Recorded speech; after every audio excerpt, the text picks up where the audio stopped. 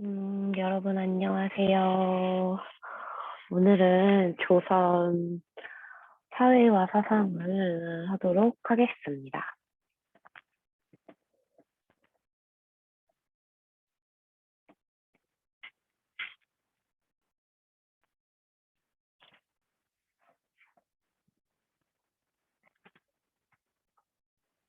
자, 지금 양반 신분제 사회와 상품화폐 경제지요.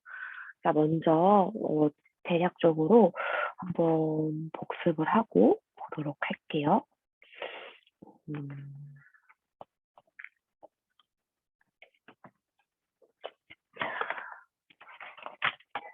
자, 먼저 우리가 조선 인사 적어볼게요. 같이 여러분도 읽어봐요. 태정태세, 문단세, 예성윤중, 임명선, 광인교연, 숙경영, 정순원철, 고순입니다. 자, 지금 누가 들어왔네? 아이폰이 들어왔네. 자, 보면은 대충 한번 빨리 복습을 하도록 할게요. 태조, 이성계, 그 다음에 태종이죠. 이방원이죠. 자, 왕자의 난으로 즉위를 했고요. 양전 사업이라던가 호패법 실시 등이 있었고, 새해 종이죠. 세종 때는 너무 업적이 많지요. 뭐 예를 들어서 훈민정음을 만드시고, 다음에 뭐 공법이라고 하는 것도 만든다고 하셨죠. 그다음에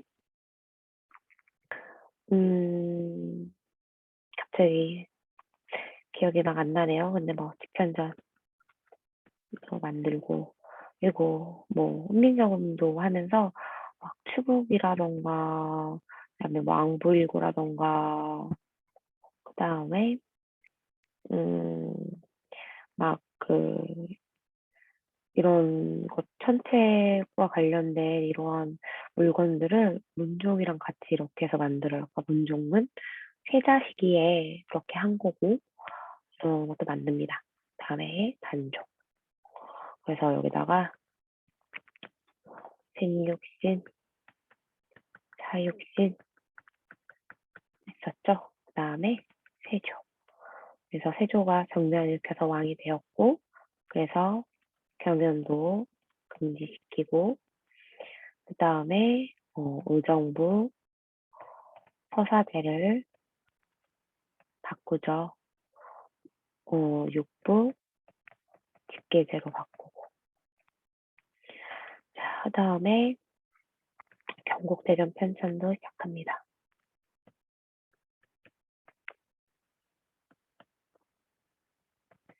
자, 예종은 초등학생 때 애아빠가 되는데요. 6학년 때. 근데 좀 일찍 죽습니다. 그래서 즉위한 성종이고요. 자, 이 성종은 되게 더 동물을 좋아했다라고 해요. 강아지를 정말 좋아했고, 그 다음에 경국대전 완성이 있고, 이때부터 지금 이 시기까지 개국 공신들이 같이 했을 거 아니에요? 그러니까 개국 공신들의 권력이 이렇게 올라갔을 거니까 성종은 이런 개국 공신들의 것을 막기 위해서 이제 사림을 등용합니다. 그래서 사림을 등용을 해서 여러분들도 잘 알고 있는 조광조가 등장을 하게 되는 거죠. 조광조는 그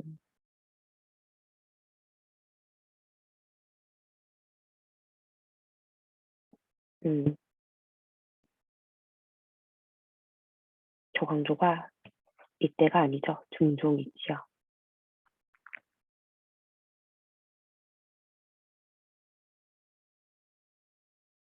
저는 갑자기 헷갈렸어요. 죄송합니다. 사립을 등록합니다. 민석이 안녕. 야자 시간이어서 말 못하겠구만. 수업 듣도록 하세요. 그러면 선생님이 채팅창을 켜놔야겠다. 채팅창을 켜놔야겠다. 잠깐만. 여기서 채팅창으로 말할 수 있어. 자, 그 다음에 자, 이때 성종 때부터 아니지, 연산군 때부터 사화가 발생을 하죠. 그래서 무사화, 그 다음에 갑자사화, 그 다음에 중종 때 중종 반정으로 왕이 됩니다. 자, 그래서 이 무사화는 김종직의 조이제문. 그래서 의제에게 항우에게 밀려서, 그러니까 여러분들 교과서에 보면 잘 나와 있어요. 교과서 다시 보세요. 의제에게 조의를 표한다 라고 해서 조의제문이라고 합니다. 이건 그럴문, 슈커. 조의를 표하는 문구 이렇게 해가지고는, 왜냐면은 이 의제가 지금 누구랑 비슷하냐면 단종이랑 비슷해요. 그러면은 단종은 누구에 의해서 이렇게 되는 거죠? 삼촌이었던 세조에서 이렇게 되는 거죠. 초나라 시대도 의제에 의해서 황후가 이렇게 의제가 죽게 돼요. 그래서 이것을 이제 빗댄 거예요. 그래서 이거 지금 연성군 너의 할아버지를, 너의 선조를 이렇게 무시하는 거다라고 해가지고는 이거를 문제를 삼습니다. 근데 이것도 왜 갑자기 문제를 삼게 되냐면, 자, 이렇게 매일매일 기록을 합니다. 이렇게 기록을 하는 것을 뭐라고 하냐면 사초라고 해요. 근데 이러한 사초를 담당을 했던 인물이 누구냐면, 사초를 이렇게 모으면 뭐가 되냐면은 그게 하나 이제 실록이 되는 거죠.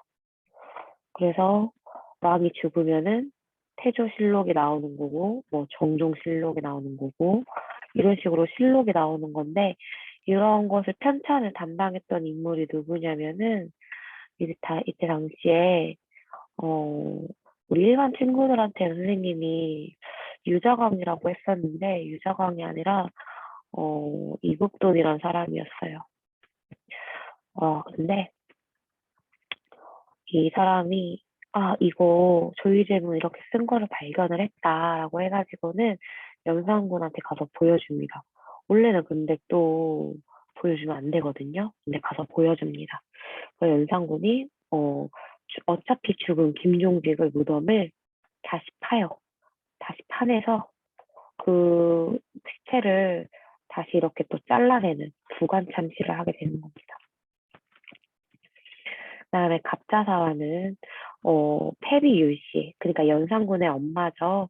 이 패비윤 씨가 죽게 되는데, 왜 그렇게 되냐면은 성종의 얼굴에 생채기를 내요. 그러니까 얼굴에서 피가 났고, 그거에 대해서 이 패비윤 씨를 하게 만들었던 신하들이 있어요. 감히 용안에다가 그렇게 혼탁작을 할기라는, 이거는 말이 안 됩니다. 이 황후를 폐비로 해야 됩니다라고 했던 이러한 신하들을 다 죽이게 돼요. 이게 갑자사화입니다. 근데 연산군이 이런 포악한 정치를 일삼다 보니까 준종방정이 일어났고요. 이 준종방정에서 이제 유명한 살인파였던 조광조가 이렇게 들어오게 됩니다. 조광조가 엄청난 개혁을 하게 됩니다. 조광조의 개혁으로는 먼저 현량과를 실시를 해요. 지금 무호사화랑 갑자사화로 많은 살인들이 어떻게 되었어요? 죽임을 당했죠. 그러니까 다시 유능한 살인을 데려오기 위해서 과거 시험 보지 말고 우리 그냥 유능한 인재를 어떻게 하자, 추천을 받자라고 해가지고는, 그런 현량과를 실시를 하게 됩니다. 그 다음에, 여러분도 뭐, 음, 도교에서 지내는 행사가 있어요. 그 도교에서 지내는 그 제사가 있거든요. 그걸 제초라고 하는데, 이거 하지 말자라고 이렇게 했고요. 왜 그랬을까요?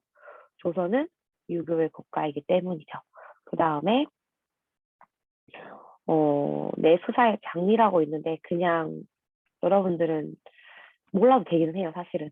내수사 장리를 없애는데 뭐냐면은 이 고리대라고 하는 게 있어요. 국가에서 하는 고리대야. 그러니까 돈을 빌려주고 그 돈으로 갚는데 이자를 붙여서 갚게 하는 제도인데요. 이 내수사 장리가 나중에는 그 돈을 진짜 또 많이 걷게 돼요. 이자를 많이 쳐요. 그러니까 이것도 아닌 것 같다라고 해가지고는 이것도 없앱니다. 그리고 가장 문제가 되는 게 이거예요. 공금 나라에 공이 있는 사람들이 있는데 이렇게 세조가 즉위를 했거나 혹은 중종 때 즉위를 했을 때 특히 이제 세조 즉위 때 문제가 됐었는데 세조가 이렇게 즉위를 했을 때 우리 정변에 참여할 사람 이름도 적으시오 이렇게 하고 이름을 다 적었단 말이에요. 근데 실제로는 참여하지도 않고 이름만 올린 사람들이 있었어요. 근데 그 사람들한테 이게 뭐가 문제가 되냐면은 이름을 올렸어요. 이름을 올렸는데 그 이름 올린 거에 따라서 나라의 토지라던가 재물을 받는 거예요. 그러니까 이름만 올려놓고 이렇게 재물만 받는 사람들은 어떻게 해야 된다, 없애야 된다라고 하는 이 공문 삭제를 주장을 하게 됩니다. 그래서 이 공문 삭제에 대해서 너무 왜 그러냐면 이걸 누구를 공격하는 거냐면 훈구파를 완전 대놓고 공격하는 거예요, 사실은. 그래서 이걸 문제로 돼갖고는 이제 훈구파들이 계획을 하죠. 무슨 계획을 하냐면은 나뭇잎에다가 주초 유황이라는 걸 적습니다. 근데 주초가 합하면은 뭐냐면은 조라는 글자가 돼요. 그래서 조씨가 위, 될 것이다. 위가 위입니다. 뭐가 될 거래? 왕이 될 거래요. 그러다 보니까 이거를 이제 꿀을 발라요. 이 주초 유황 그대로 여기다 이렇게 꿀을 발라. 꿀을 바르면은 벌레가 이걸 파먹겠죠? 그래서 이제 이렇게 주초위하게 써진 글씨를 나뭇잎을 강물에 띄웁니다. 강물에 띄워서 이렇게 흘려내려 보내는데 그걸 중종이 본 거예요. 다 의도된 거겠죠? 홍구파 애들이 전화 우리 좀 마실 좀 나가요 라고 하는데 그 나뭇잎이 이렇게 떠내려온 거예요. 전화 이거 뭘까요? 하고 왕한테 가져다 준 거죠. 근데 주초이왕 조씨가 왕이 된다고? 조광조가 왕이 된다고? 왜 그러냐면 거의 이제 조광조의 세상이야. 막 조광조가 막 맨날 중종한테 가가지고 경연하셔야 됩니다. 왕은 그러시면 안 됩니다. 우리 이것도 해야 돼요. 잔소리를 오지게 합니다. 오지게 하니까 이 중종이 사실은 지친 거예요. 사림을 등용을 해가지고는 다시 좀 개혁을 이렇게 하려고 했었는데 조광조에게 염증을 느낀 나머지 이거 주초유양 사건을 빌미로 삼아서 조광조를 내쫓습니다. 그러한 사화가 기묘사화인 거죠. 정말 기묘한 일이 일어난 거죠. 자, 그 다음에 인조 있었고요. 그다음에 명종, 그다음에 선조가 이렇게 있는데요. 자, 보면은 여러분들 우선은 선조부터 먼저 뛸게요. 왜냐하면 무사와 갑자사와 기무사와 있는데 명종에서 일어났던 사화가 우가띠을 을사사화예요. 근데 이 을사사화는 사실은 외척들끼리 싸운 거예요. 인조가 단명하거든요. 아, 인종이죠, 인종. 인종이 단명하거든요. 근데 인종 일찍 죽고 인종을 따랐던 외척과 명종을 따르는 외척 두 파들의 싸움인데 여기에서도 살림이 들어가 있는 거고 여기서도 살림이 들어가 있는 거예요. 그러다 보니까 둘 다 살인들이 피해를 본 사화입니다. 그다음에 선조 때에는 1592 쓰면 안 돼요. 뭐가 일어나죠? 임진왜란이 발생하자. 임진왜란은 딱 이 두 가지만 기억하라고 했어요. 아, 글씨가 조금 개판인데 여러분들 잘 감안해서 보세요. 원래는 조선 초기에는 국방력 그래도 좀 괜찮았어요. 자, 이 체제가 뭐냐면은 진관체제라고 해가지고는 마을끼리 이렇게 방어를 하는 거야. 여기 가면 여기 뚫리면은 그 다음 마을 가서 이렇게 막고 와야 되고 이런 식으로 진관체제였는데 갈수록 군역이 요역화됩니다. 이게 무슨 말이냐면은 내가 남자면은 군역을 져야 돼요. 근데 군역에 오는 애들을 나라에서 야 오늘 군사훈련 하지 말고 어 우리 요역 좀 해야겠다라고 해가지고는 잡일을 시키는 거야. 막. 이거 막 오늘 막 이거 궁궐 수리해야 되고 오늘은 이거 제방 쌓아야 되고 막 보수해야 되고 이런 요역을 하는 거야. 그러다 보니까 군사 훈련이 잘 됐겠어요? 안 되겠죠? 그 다음에 나 군역 가기 싫어. 왜냐면은 이런 잡일도 하는 것도 싫고 왜냐면은 이 잡일을 한 2달 동안 해야 되거든요. 그 다음에 나 집에 모내기도 막 해야 되는데 지금 이렇게 있을 수가 없어. 이렇게 군대 갈 수 없어. 그러니까 대신에 이필 1년에 이필씩 내는 건데 이필 내고 군대 안 갈래라고 하는 거예요. 그러면은 여기에서 마을에 살고 있었던 100명이 있다라고 하면은 예를 들어서 70명이 다 이렇게 이필 내고 빠져. 30명 남았겠죠? 이 마을에서도 마찬가지로 그런 식으로 빠졌겠죠? 야, 그럴 거면 저렇게 하지 말고 우리 이렇게 한데 모여서 막자라고 하는 거예요. 그래서 자, 이렇게 모여서 기존에 이렇게 모여 있는 거가 300명이라고 하면은 여기에서는 이제 어느 정도 줄여서 50명, 50명 좀 오반가? 70명이 이렇게 모여 있다라고 생각하시면 됩니다. 그러면 보세요. 임진왜란이 이런 식으로 빵, 빵, 빵 이렇게 했단 말이에요. 여기가 뚫리면은 여기 전체가 다 뚫리는 거야. 그러니까 또 그 다음에도 여기 마을에서도 마찬가지로 몇 명 안 모여 있겠어? 또 이런 식으로 뚫리는 거고. 그래서 그 일본 애들이 서울까지 가는데 3일밖에 안 걸렸던 이유가 이 진관 체제에서 대승 방략 체제로 바뀌었기 때문에 이렇게 금방 이렇게 서울로 진격할 수 있었던 거입니다. 그리고 이제 일본 애들이 세웠던 계획이 뭐냐면은 자 이렇게 우리가 치고 올라가니까 군수 군수품을 물자를 보급을 해야겠죠. 그건 이제 배로 이렇게 합니다. 자 배로 우리 군수품을 조달하자라는 이런 계획이었는데 이게 또 막히게 되죠. 누구에 의해서? 그쵸. 이순신에 의해서 막히게 됩니다. 임진왜란 할 때 우리는 기억해야 되는 사실은 2가지입니다. 이순신 장군으로 활약으로 남해, 여기가 남해 바다입니다. 남해의 제해권을 장악을 한 거고요. 2번째로는 자 아무리 여기가 뚫렸다라고 하더라도 이 마을에서 활약하는 사람들이 있었겠죠. 근데 어떻게 조총을 들고 오는 일본군들을 상대할 수 있었느냐? 우리는 이 전투를 사용했기 때문이에요. 게릴라 전투예요. 치고 몰래 기습을 했다가 일본군 지나가면은 다 치고 빠지고 또 숨어 있다가 지나가면은 치고 빠지고 이런 게릴라 전투를 활용을 했는데 왜냐면은 당연히 그 마을에 살고 있으니까 그 마을의 지형에 더 익숙하겠죠. 그래서 그 마을의 지형을 이용해서 이러한 게릴라 전투로 이런 의병들의 활약으로 우리가 임진왜란에서 그렇게 승리를 할 수 있었던 배경입니다. 자, 그 다음에 광해군이죠. 광해군이 사실은 임진왜란 때 북인들이랑 같이 활약을 하게 됩니다. 그래서 이때에는 어, 광해군 때 또 심지어 제일 중요한 거죠. 대동법을 실시합니다. 대동법은 100년이 걸렸다. 자, 그 다음에 인조, 관정으로 인조가 왕이 되고요. 효종, 현종이 있습니다. 이 시기에는 되게 누구에게 굴욕을 많이 당했어요? 청에게 굴욕을 당했죠. 그래서 이때는 병자호란이 있었죠.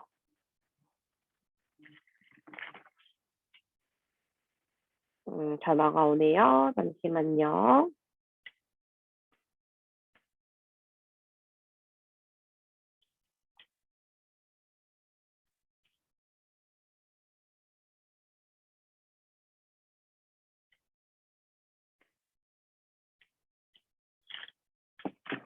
자, 그 다음에, 자, 쭉 지나서 숙종입니다. 숙종, 경종, 영조, 정조.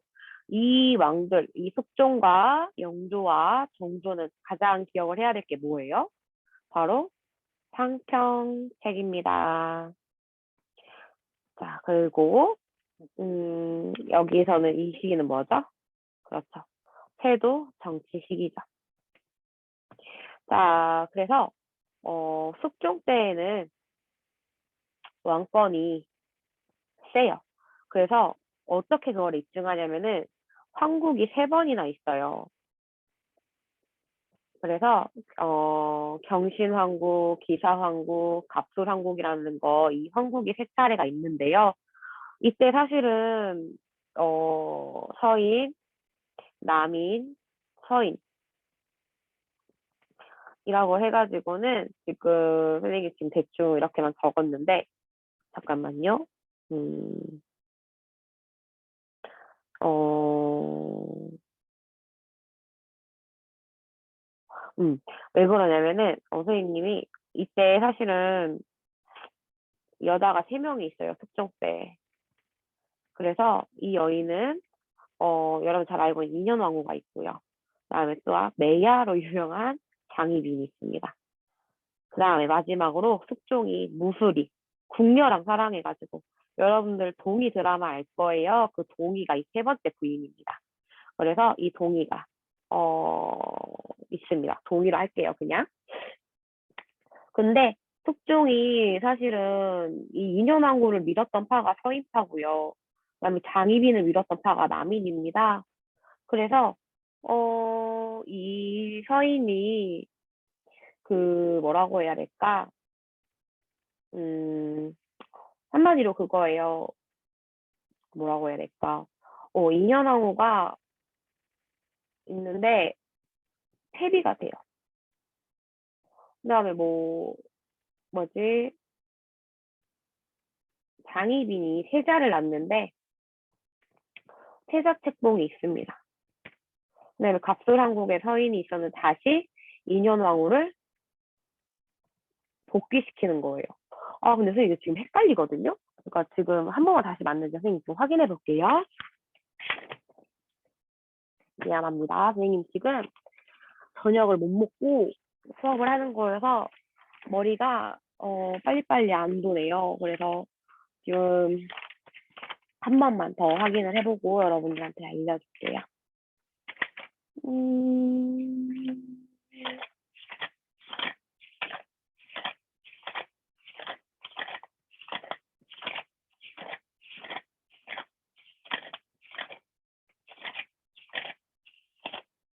어디 보자. 음, 역시 틀렸어요. 틀리니까 선생님이, 찝찝해가지고 그런 건데, 잠깐만요.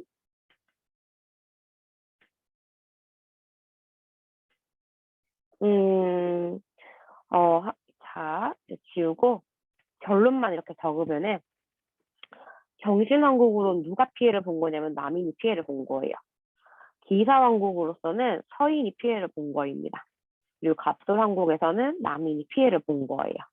자, 그래서 그냥 이런 황국이 있었다라는 거를 알면 되는데, 자, 지금 여인들이 지금 3차례나 이렇게 나오죠. 관련이 이렇게 있는 거예요. 그래서, 인현왕국가 폐위가 되었다라고 하면 누가 피해를 입는 거냐면은, 이제 이제 인현왕국 따랐던 서인이 또 피해를 입는 거예요. 근데, 여기 경신왕국 내용이 뭐냐면은 사실은, 이것도 사실 내용이 너무 길기는 하는데, 어, 어쨌든 결론만 말하면, 숙종이 남인 애들이 너무 까부는 것 같아. 그래갖고 남인들 견제하려고 이 황국을 일으키게 됩니다. 그 어떤 사건이 있는데 시간 관계상 그냥 발생했다라고 하고요. 발생했다고만 할게요. 그 남인이 축출됩니다. 그리고 나서 기사황국에서는 이제 그럼 누가 이게 집권하고 있겠어. 다시 너무 개판이네요. 선생님 다시 페이지를 추가를 할게요. 다시.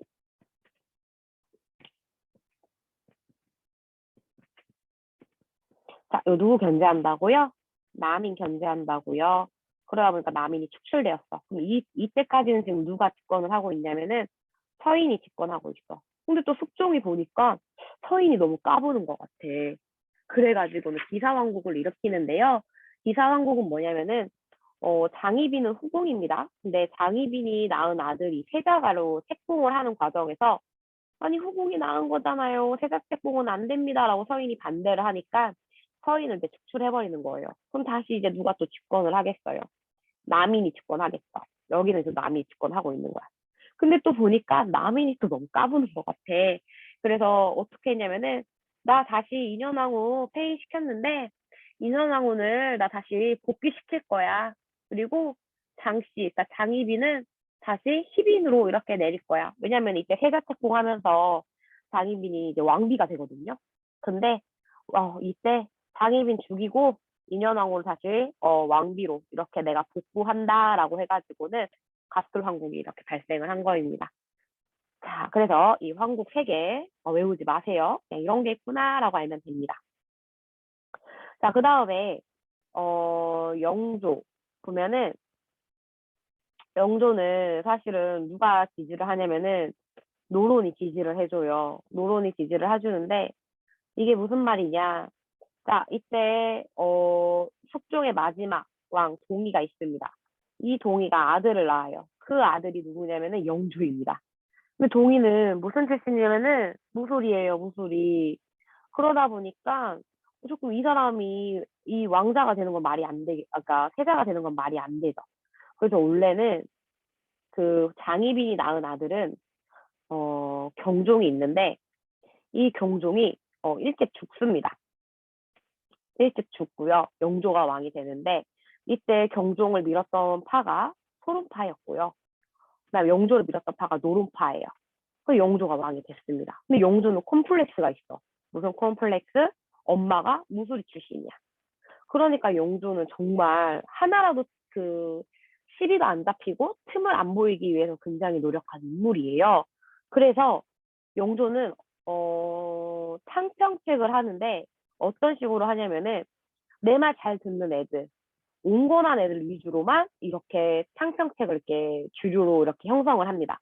이러한 온건파들을 주류로 해가지고는 뭐 여러 가지 개혁을 하죠. 여러 개혁은 여러분들이 보고요. 정조는 아빠가 있었죠. 용조가 죽인 누구? 사도세자가 있었습니다. 근데 이제 사실은 사도세자를 죽은 뒤에 누구가 있었냐면은 이 노론이 있었거든요. 그러다 보니까 정조가 이제 왕이 되었을 때 당연히 누구를 견제하려고 할까요? 이 노론을 견제하려고 하겠죠. 그래서 내가 언제 또 죽임을 당할지 모르니까 장용령 설치라던가 그 다음에 뭐 유능한 인재를 등용하기 위해서 초계 문신제도 실시하고요. 그 다음에 왕실 도서관이었던 규장각에서 이제 많은 인재들 여기에서 뽑은 인재들을 규장각에서 학문을 연구하게 시킵니다. 그리고 서얼이었어. 서얼은 문과 시험을 볼 수가 없어요. 근데 이 서얼을 등용을 시켜가지고는 이 서얼들로 하여금 검서관으로 활약하게 해서 학문 연구를 시킵니다. 그리고 아빠의 무덤도 좋은 곳에다가 이렇게 하려고 합니다. 아빠의 무덤을 그곳이 수원 화성입니다. 화성을 지을 때요, 여러분들 거중기를 이용했다라는 거 아시는 친구 있어요? 이 거중기는 정약용이 청나라 책을 보고 거중기를 또 만들어서 화성을 건설하는데 사용하게 합니다. 자, 이렇게 우리가 대략적으로 정치사를 살펴보았어요. 사실은 선생님이 그 사림의 분파가는 과정을 다루고 싶은데 만약에 필요하다라고 하면은 그거는 영상을 찍어서 올리도록 하겠습니다. 시간 관계상 바로 사회와 사상으로 넘어가도록 하겠습니다. 자, 양반 중심입니다. 양반 중심. 그래서 자, 정기예요. 정기. 조선 정기. 자, 양천제입니다. 양천제 체크하세요. 그래서 양천제라고 해가지고는 양인과 천민으로 이렇게 나누어진 것을 볼 수가 있습니다. 그리고 사신분제라고 해가지고는 먼저 양반, 중인, 상민, 천민이 이렇게 있습니다. 자, 한번 다시 볼게요. 자, 양인과 천인으로 이렇게 있는데요. 문반과 무반을 아울러 부르는 양반이라는 거가 이제 하나의 신분으로 된 거예요. 계층이었는데 이제 신분으로 굳어지게 되는 거고, 기술관과 향리 등 이러한 별도의 신분 계층이 중인으로 이렇게 자리를 잡았다고 합니다.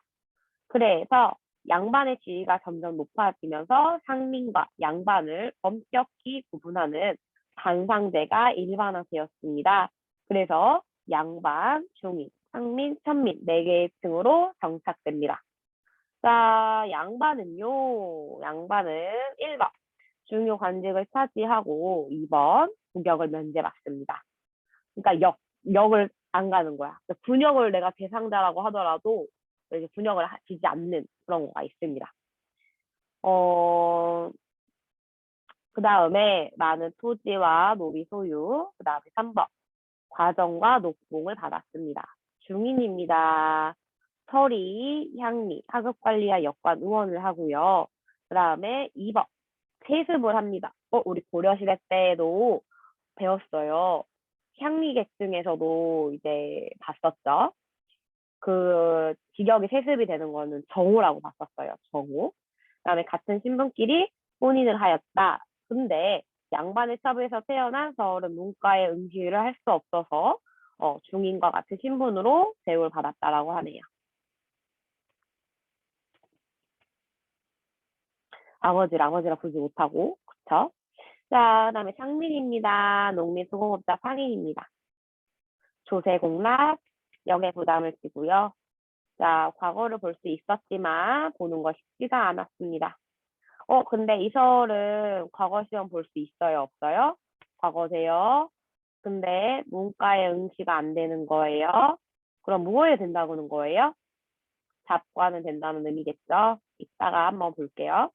그 다음에 과거 시험 보는 거 쉽지가 않겠죠. 왜냐하면은 여러분도 알다시피 그 공부를 하려면은 농사도 막 경제적 활동을 안 하고 공부만 해야 돼. 근데 이런 게 쉽지가 않았다라는 말이에요. 그다음에 수공업자는 관청에 소속되어서 필요한 물품 생산하였고요. 상인은 상거래 활동. 그다음에 양인 중에서 수군, 역졸 등 천한 일을 담당을 하는 계층을 실량역천이라고 하였습니다. 우리 갑자기 그거 생각난다. 여기는 신분이었지만 고려시대 때 향부곡소에서 살고 있으면은 향부곡소에 사는 사람들은 뭐예요? 양인이죠. 양인인데 내가 여기 산다는 이유만으로 뭐 했어요? 천대받고 과거 시험도 볼 수가 없었죠. 그게 생각이 나네요. 조선시대에서는 이런 양인인데도 불구하고 천한 일을 담당한 사람을 실량역천이라고 하네요. 자, 천민입니다. 백정, 광대, 무당. 근데 고려시대 때의 백정은 일반 양인이었죠.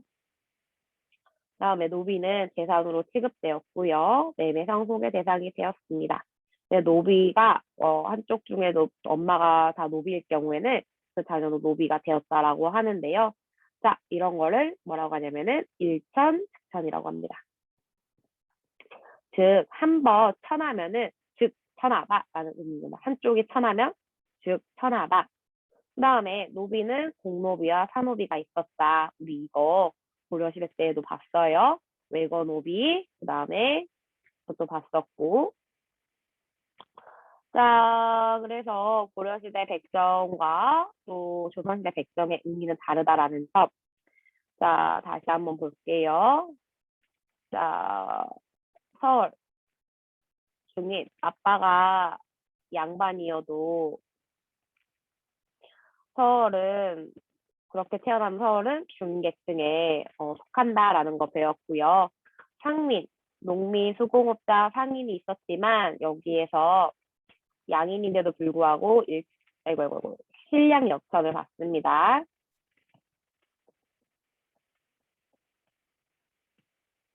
신부는 양민인데 역을 맡은 역할은 처단역을 담당한다라는 내용입니다. 자, 그 다음에 넘어가겠습니다.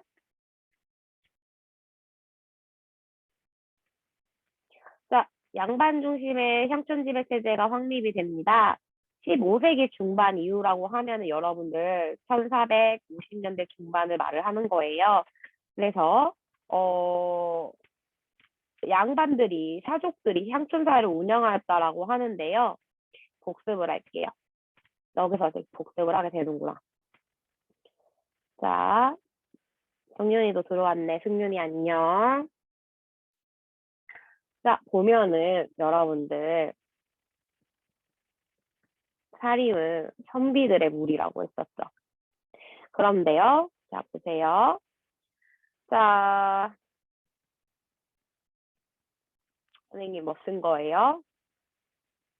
정몽주가 있고 길재가 있지요. 지금 자, 이런 사람들이 있었는데 이런 걸 우리가 뭐라고 불렀죠?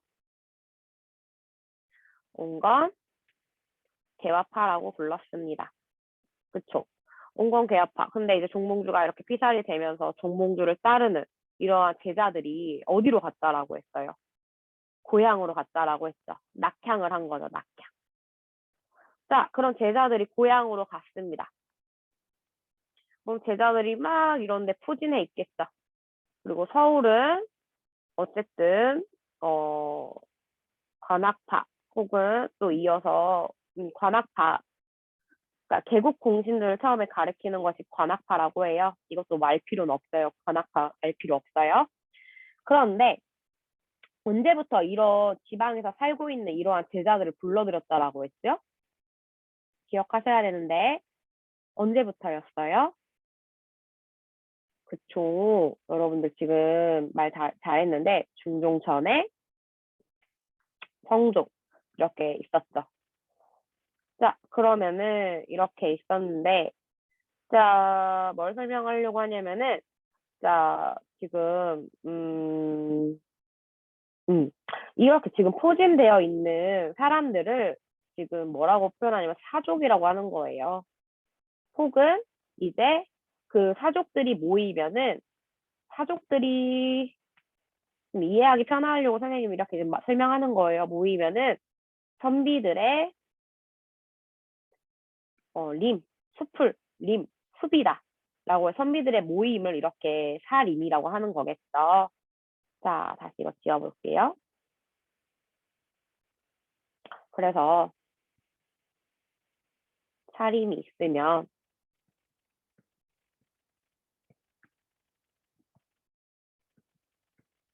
이걸 강조했다라고 했어요. 뭐죠? 왕도 정치다. 왕도 정치고 명분과 의리를 굉장히 중요시했다라고 했다. 자, 그럼 명분과 의리를 중요시하는 애들인데 지방이야. 정읍입니다. 정읍. 여기 안에서도 당연히 명분, 의리, 도덕 이런 걸 굉장히 중요시하겠죠. 자, 그래서 한번 다시 보고 올게요. 자, 양반들이 중심이 돼서 형촌사회를 운영을 하였는데 사족들이 뭘 만들었어? 유향소를 만들어서 자, 수령을 보좌하고 백성을 교화하였다라는 거예요. 또한 향회, 향촌에서 열리는 회의라고 생각하세요. 자, 회의입니다. 그래서 결속력을 다지면서 영향력을 행사했다라고 합니다. 그러니까 정부는 당연히 이러한 모임을 견제해야 될 필요가 있겠죠. 그래서 뭘 설치하냐면은 경제소를 설치합니다. 다시 돌아옵니다. 16세기에 들어서 사림들이 정치적 진출이 활발해지죠. 성종, 그다음에 중종이 있죠. 잠시만요, 여러분들.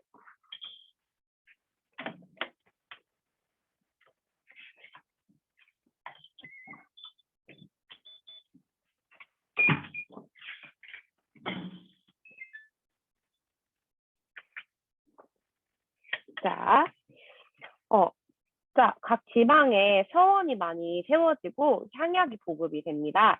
그리고 서원이라고 하는 곳은 공부하는 곳이에요. 공부하는 곳. 그리고 향약이 뭐냐면은 향촌에서 지켜야 되는 약속이라고 생각하면 돼요. 그래서 뭐 이 향약의 내용이 뭐가 있냐면은 자, 이왕의 예항향약이라고 하는 거가 있는데 자, 부모님에게 불순하거나 형제끼리 싸우거나 이런 내용들이에요. 근데 진짜 이런 거 안 지키면 그 마을에서 쫓아냈다라고 합니다.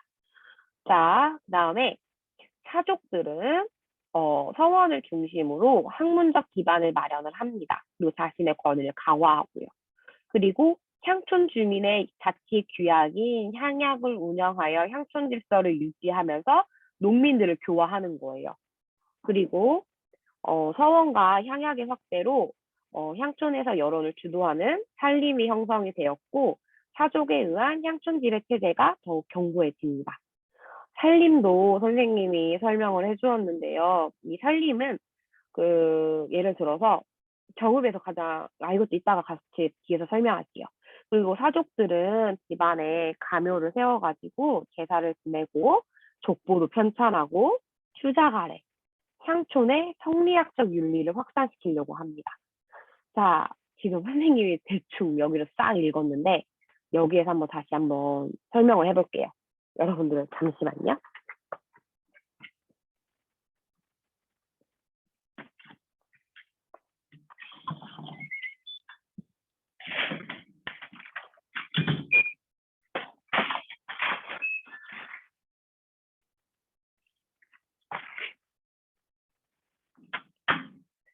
자, 그래서 뭐냐면은 자, 정읍이에요. 정읍. 여러분, 정읍하면 유명한 인물 누구야라고 하니까 정몽준 회장이 생각이 난다고 하네요. 그러면은 정몽준이 이제 서울, 그러니까 조선 한양에서 고위직을 지내다가 고위 관리로 지내다가 내려왔어요. 네, 내려왔어요, 정읍에. 근데 내가 지금 집에만 있기 어떨 것 같아요? 좀 심심하겠죠. 그러니까 학교를 하나 세우는 거예요. 뭘 세운다고? 학교. 학교를 세우는데 그럼 선생님 학교라고 하면 되지 왜 서원이라고 해요? 라고 하냐면은 학교 플러스 제사도 같이 지내기 때문에 이걸 이제 서원이라고 부르는 거입니다. 그럼 제사요? 무슨 제사요? 라고 하면은 어 스승이라고 생각하는 선생님들을 이렇게 제사를 지내는 거예요. 자, 이것도 다시 설명해 볼게요.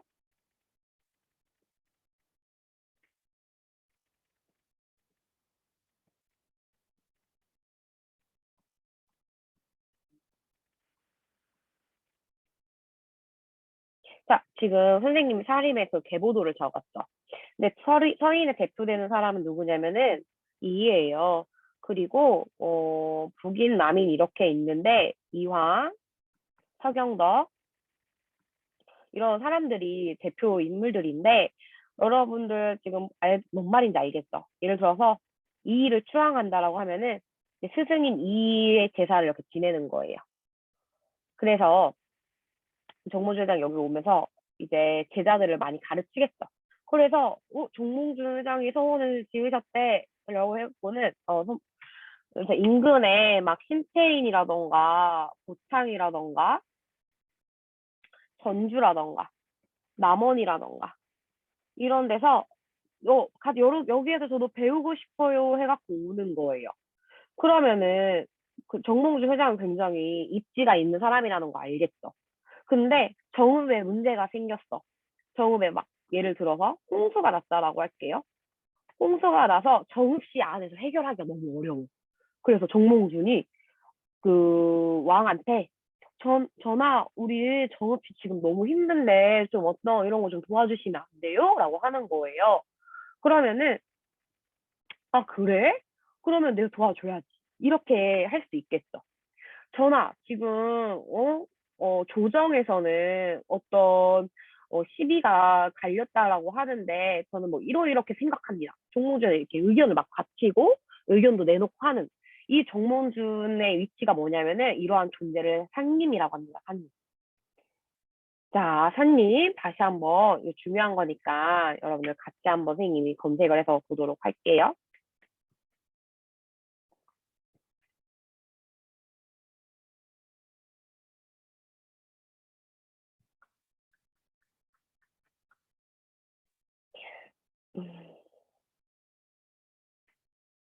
자, 학식과 덕은 높으나 벼슬을 하지 아니하고 숨어 지내는 선비. 뭐 숨어 지내는 사람도 있고 그냥 학식과 덕을 갖춘 사람도 있고 하는 그런 사람들 말을 해요. 봐봐. 저왜 물난리가 났다고 했는데 내가 대통령이 하면 안 되지. 왕에게 막, 저것 좀 도와주세요라고 내가 말하는 것보다, 정몽준 같은 산님이 우리 저것 좀 도와주세요라고 하면은 그게 더 영향력이 있겠죠. 그걸 말하는 거예요, 지금. 자, 그런 사람이 이렇게 있는 와중에, 자, 우리 정읍은 이러이러한 규칙을 지냅니다. 홍수가 나면은 반드시 모든 사람들은, 10만 원씩 내세요. 뭐 예를 들어서. 그 정읍만의 약속을 만듭니다. 우리 이렇게 하자. 그리고 정읍에 살고 있는, 좀 유명한 사람들. 정읍에 살고 있는 여러 유명한 사람들이 있을 거 아니에요. 그러니까 유명한 사람이라고 하면 정말 가문. 연망 있는 가문들이 있을 거 아니에요. 그런 사람들이 모여서 회의도 하겠죠? 같이? 이런 것을, 회의라는 것을 향회라고 합니다. 그리고 약속은 향약이라고 하고요. 그 다음에, 향회에서 하는 이제 명단을 적을 거 아니에요. 예를 들어서 뭐, 임단회, 두 번째로 신민석, 세 번째로 뭐, 누구 선생님 할까?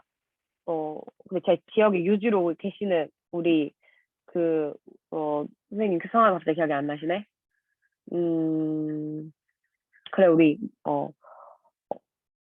예, 유경준, 뭐, 교장 선생님, 뭐, 네 번째로는, 최범수 교감 선생님, 또 뭐, 음, 은환기 선생님, 뭐, 이런 식으로. 정읍에 좀 그런 사람들.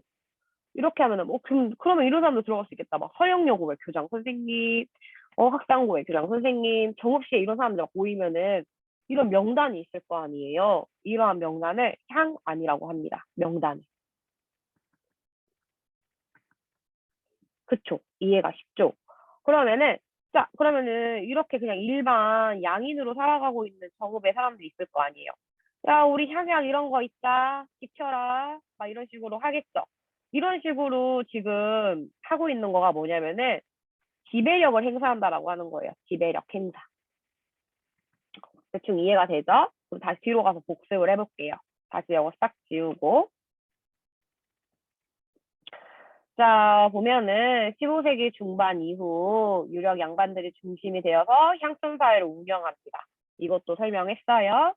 근데 뭘 만들어서 유향소를 만들어서 수령을 보좌하고 그러니까 이제 뭐 아까 서원도 공부하는 서원도 있지만 유향소라고 해가지고 보통 유향소는 어디 있었냐면은 관청이 있을 거 아니에요. 그러면 정읍 관청. 관청에서는 누가 와 있어? 수령이 와 있겠죠. 근데 수령은 정읍에서 아는 사람 있어? 절대 정읍에 관련된 사람 못 와요? 이런 게 뭐야? 고려시대 때 할 때도 배웠어. 상피제. 정읍 출신인 사람이 정읍으로 수령으로 오게 되면은 비리가 저지를 거라는 거 여러분들 명백하겠죠. 안 그럴 수도 있겠지만 대다수 그럴 거 아니야. 그러니까 정읍의 생판 모르는 사람이 수령으로 옵니다. 나 정읍 잘 모르는데 누가 도와줘야겠는데 하면은 당연히 이렇게 정읍에 대해서 잘 아는 사람들이 와서 수령을 도와주겠어. 그래서 정읍 그 관청 옆에 유양소가 항상 있습니다. 그 유양소에서 있는 이러한 사족들이 수령을 이렇게 도와줍니다. 그것을 뭐라고 해? 보좌라고 합니다. 그런데 이렇게 보좌하다가 수령이랑 뭐 할 수 있어? 결탁도 할 수 있잖아. 그치? 그러니까 이런 것을 조선 정부는 그러니까 한양에서는 이것을 어떻게 하겠어요? 감시해야겠죠. 그래서 뭘 설치하냐면 한양에다가 경제소라는 거 설치합니다. 그래서 어떤 식으로 감시하냐면은 예를 들어서 종몽주는 지금 여기 정읍에 와 있지만 종몽준의 아들이 뭐 예를 들어서 입품 관리라고 해봐. 높죠. 입품 관리면 굉장히 높아요. 그러면은 얘를 이렇게 경제소에 속하게 해가지고는 야, 정읍시에서 지금 뭐 반란이 일어났다는데? 하면은 이 정몽준의 아들이 뭐가 되는 거야? 잘리게 되는 거예요. 이런 식으로 경제소를 통해서 이 유향소를 어떻게 했다? 통제를 한 거예요. 그래서 뭐 뭐 아들한테, 야, 지금 정읍에 물난리 났다는데 한번 너네 아빠한테 물어봐. 라고 해갖고는, 물어봐갖고는, 이러한 일이 있답니다. 라고 이렇게 보고를 하는, 이런 식으로 운영을 했다라는 거예요. 그러니까 경제소를 통해서 향촌사회를, 향촌사회를 운영하고 있는 이 요양소를 견제했다라고 보면 됩니다. 자, 그래, 요양소를 만들어서 수령을 부과를 하고요. 또한, 자, 너네 이거 약속들 지켜라 라고 하면서 이렇게 하는 것 등을 교화라고 합니다. 백성 교화. 그 다음에 회의를 열었겠죠. 회의를. 그래서 회의를 열어서 결속력도 다졌겠죠. 그리고 향촌에서 또 영향력을 행사하겠죠. 정부는 그 대신 요양소는 부분적으로 인정을 합니다. 왜냐하면은 야, 너네 이것들 이거 지켜 알았지? 라고 이렇게 영향력을 행사하는 거 원래 누가 해야 되는 거예요? 수령이 해야 되는 거예요, 사실은.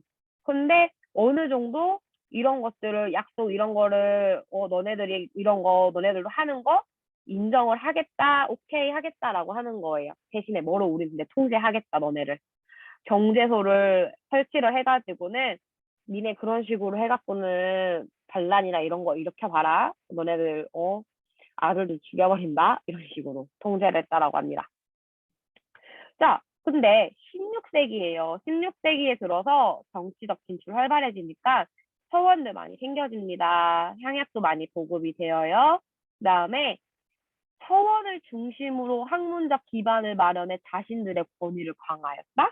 예를 들어서 정읍 같은 경우에서는 전라도니까 무슨 파가 많았냐면은 전라도는 그 동인이 많았어요. 동인. 근데 이 동인 중에서도 갈라지겠죠. 그래서 왜였는데 까먹었네요. 뭐 남원에서는 어떤 사람이 주류였냐면은 까먹었네. 기억이 안 나요, 잘. 남원에 뭐 믿는 그런 유명한 그 사람들이 있어요. 그러니까 우리의 스승은 누구로 길러야지 이렇게 하는 거야. 그래서 여기 서원을 지었을 때 제사, 뭐 우리는 이의를 따라요라고 하면은 이의의 제사를 지내고 이렇게 하는 거예요. 그러면은 봐봐. 이의의 제사를 지내. 근데 이의가 추구하는 뭐가 있어? 학풍이 있을 거 아니야. 가르치는 그 방법에 있는 그런 게 있을 거 아니에요. 그래서 휴지통분간에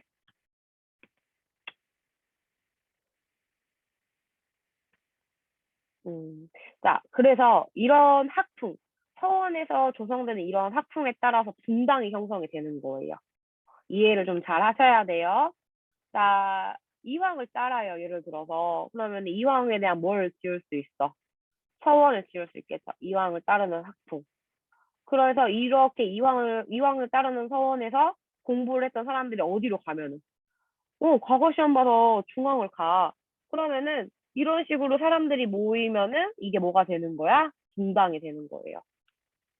다시 돌아와서 다음에 향약도 아까 설명을 했습니다. 약도, 교화, 그 다음에 여론을 주도하는 살림도 형성이 되었고요. 상점 지배 체제가 더 견고해졌습니다.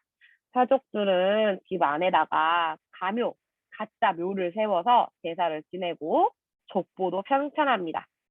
그 다음에 주자가래라고 해가지고는 이제 막 보급이 돼요. 이게 왜 보급되냐면은 임진왜란 이후에 조금 신분 질서가 어떻게 되냐면은 조금 잘 안 돼요. 그래서 향촌에다가 성리학적 윤리를 확산하기 위해서 주자가래를 보급합니다. 이건 뒷부분에서 설명하겠습니다. 자, 그래서 조선의 신분제 한번 이거 여러분들이 쓱 읽어보세요. 알았죠? 넘어갑니다. 자, 상투화폐 경제입니다. 자, 우리가 지금 아까 뭐 봤냐면은 조선시대 신분제 봤어요. 신분제. 그래서 양인, 선인 두 개로 이렇게 나누어진다라고 봤었고 네 개의 신분 이렇게 봤어요.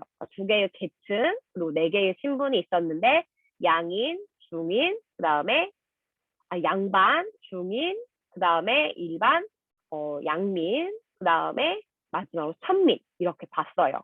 그리고 양반들이 어떻게 향촌 사회를 지배를 하는가에 대해서 학습을 했습니다. 이번에는 상품화폐 경제를 보도록 할게요. 그런데 방금 신분 질서 봤죠?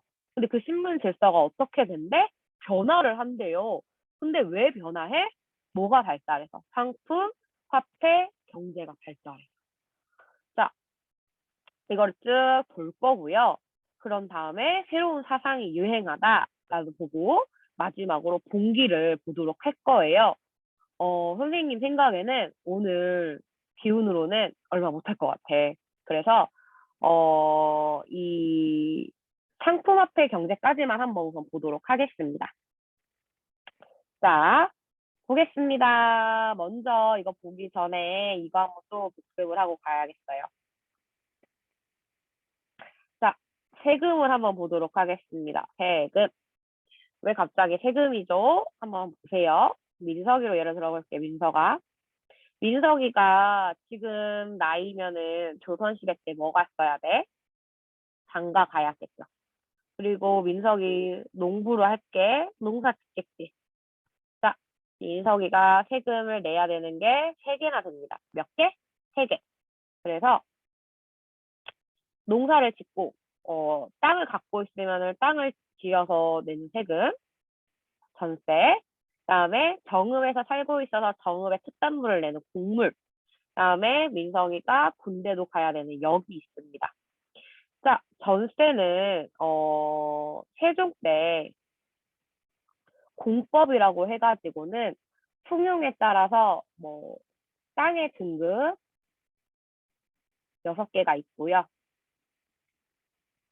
그다음에 날씨, 풍흉을 봅니다. 풍흉, 날씨가 좋았다 안 좋았다를 같이 봅니다. 뭐 장마가 너무 많이 와서 흉작이다. 그다음에 뭐 비가 안 와서 가뭄이어서 흉작이다. 이런 식으로 이거를 9등급으로 매깁니다.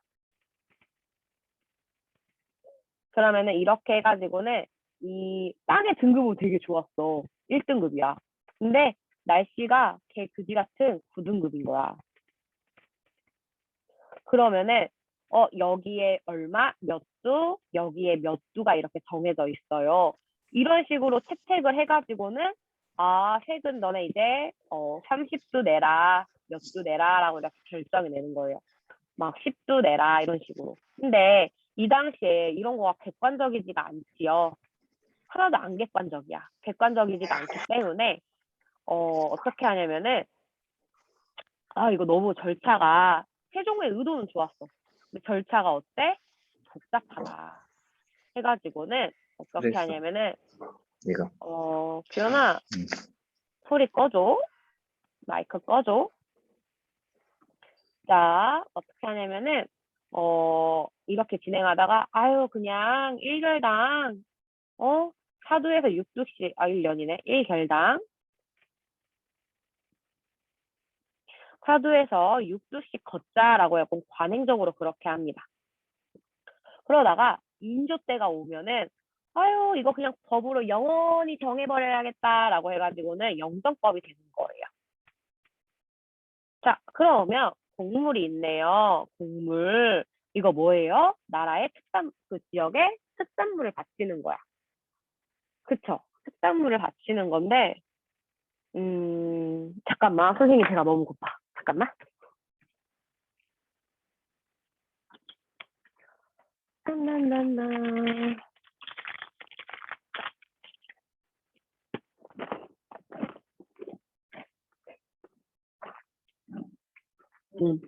선생님 과자를 먹어야겠어.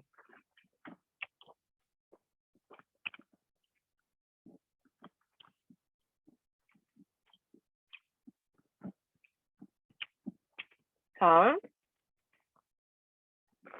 먹방이래. 귀엽다.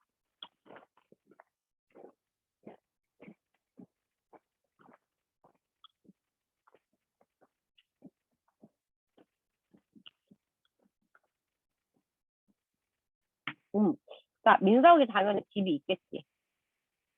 집도 있고, 민석이 결혼도 했을 거야. 결혼도 해서 아기가 3이나 있을 거야.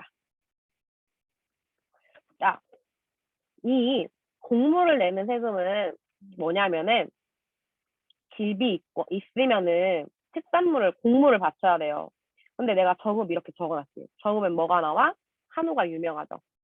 근데 이제 한우는 조금 그렇긴 하니까 뭐라고 하냐면은 종이라고 할게요. 종이. 그런데 민석이가 종이를 구해서 바쳐야 되는데 사실은 종이가 어디가 유명해? 전주가 유명하죠. 하고 민석이가 전주까지 가갖고 종이를 사와갖고는 관청에다가 이걸 냈어. 근데 관청에서 이거 안 받아주는 거야. 민석이 어이없음? 왜? 내가 종이 바쳤는데 곡물로 왜 안 받아주세요? 하니까 야 이미 우리가 미리 다 사놨어. 나라에 바칠 종이 한꺼번에 사놨으니까 그거 돈 미리 줘. 근데 민석이가 종이를 예를 들어서 사냥 주고 샀다라고 하면은 종이를 사놨다라고 해놓고는 관청에서 육량을 받는 거야. 관청이 지금 허짓거리를 하고 있는 게 지금 보이죠? 자, 이런 식으로 이런 것을 납부를 박나보자랑 이렇게 짜가지고는 관청이랑 납부를 방해해요. 이 반납이 이제 관행적으로 하다 보니까 곡물이 진짜 조선시대 제일 힘든 세금이었어. 일반 사람들한테. 그래서 박납을 납부를 방해한다라고 생각하면 돼요. 납부를 어떻게 한다? 방해한다. 그래서 이런 식으로 너무 힘든 거야. 그래서 이거를 누구 때? 광해군 때, 이거 아닌 것 같은데? 라고 생각을 합니다. 그래서, 아니야, 이제 집집마다 아니야. 뭐 가진 사람만. 토지를 가진 사람만, 이 세금 내세요. 이 세금 내세요. 그러면은 토지를 누가 이 당시에 많이 갖고 있어? 양반이 많이 가지고 있겠죠. 그러면 그 양반들이 뭐 내야 돼? 세금 내야 돼. 근데 종이로 이렇게 내다 보니까 이런 불법이 나타나는 거죠.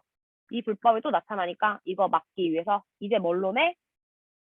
쌀, 배, 무명, 동전으로 내라고 하는 거야. 특산물 필요하면은 누가 사다 올 거야? 공인시켜서 사오도록 시킬 거니까 너네 땅 가진 사람들은 쌀, 배, 무명, 동전으로 납부해라고 하는 거입니다. 이것이 광해군 때 무슨 법? 개동법이 되는 거예요. 그러면 너네들 양반이라고 생각을 해보세요. 너네 이거 세금 갑자기 이렇게 내라고 하면 기분 좋아 사실? 안 좋죠? 그래서 100년이 걸립니다. 자, 그 다음에 역입니다. 역. 역인데요. 자, 이 역은 남자가 이렇게 있어요. 자, 그런데 이 남자가 군역과 요역을 가야 돼요. 군역은 군대를 가는 거고요. 요역은 그냥 일반 잡일을 하는 거야. 근데 조선 왕조 1392 년에 세워졌고 1592 임진왜란이 일어났는데 200년 동안 굉장히 어때요? 평화롭죠. 그러니까 원래 군사훈련을 받아야 돼. 근데 군사훈련 안 시키고 뭐 시키는 거야? 계속 잡일을 시키는 거예요. 이게 군역의 요역화 되는 거예요. 둘 다 해야 되는데 군역은 아예 안 하고 요역만 한다라는 거예요. 그래갖고는 이거 요역 너무 하기 싫은데 왜냐면은 2달 동안 요역 다른 데로 가갖고는 잡일해야 돼요. 싫겠죠? 그러니까 나 군대 안 가고 대신 어떻게 좀 빼주시면 안 돼요? 해가지고는 그래? 그래서 1년에 몇 필만 내면 2필만 내면은 역 면제가 되는 거입니다.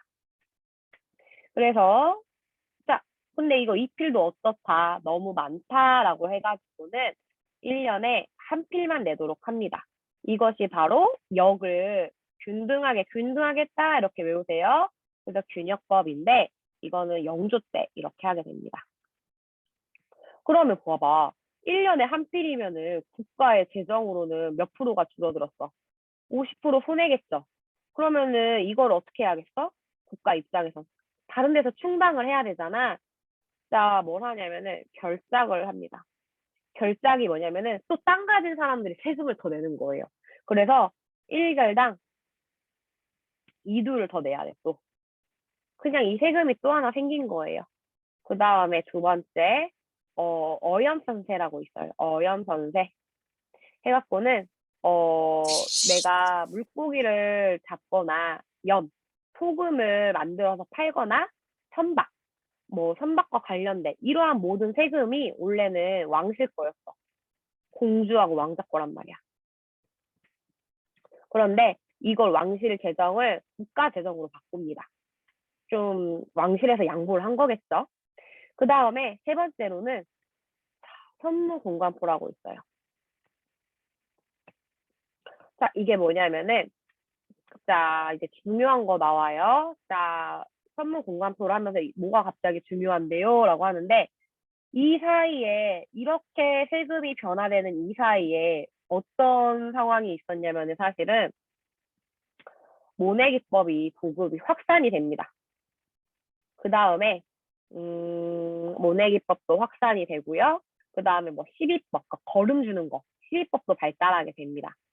선생님, 모내기법이 갑자기 왜 튀어나와서 세금제도 이게 왜 그러는 거예요? 라고 하냐면은, 땅이 이렇게 있어요. 근데 이런 땅들이 있으면은, 여기에 보통 성인 남자가 3명이 들어가야 된다라고 할게요.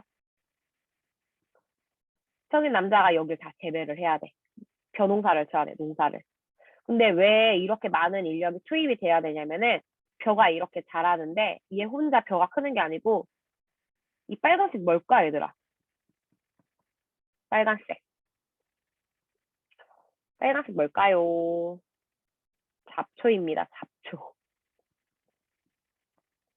이 잡초가 이 벼가 먹어야 되는 영양분을 잡초가 같이 먹으니까 이 3명이 사실은 못 뽑아야 되는 이 잡초를 뽑는 거예요. 근데 이제 이거 그럴 필요가 없어. 모내기법 보급으로. 왜냐면은 다른 모판에서 벼를 길러. 그리고 이걸 그냥 심기만 하면 돼. 그러니까 잡초를 뽑을 일이 상당히 줄어듭니다. 그래서 내가 3명이서 아이고 3명이서 할 거를 몇 명이서만 하면 돼? 나 혼자 해도 되는 거야. 그러면 얘 둘은 어떻게 될까요? 더 이상 농사 안 지어도 되겠죠. 그러니까 얘네들은 실직하는 거예요. 실직. 그래서 그걸 빈농이라고 합니다. 빈농. 그러면 빈농 아니면 또 뭐가 있지? 분농이 있죠. 분농. 이 분농은 나 이거 농사 지었어. 나 이제 이 땅도 넓힐 수 있어.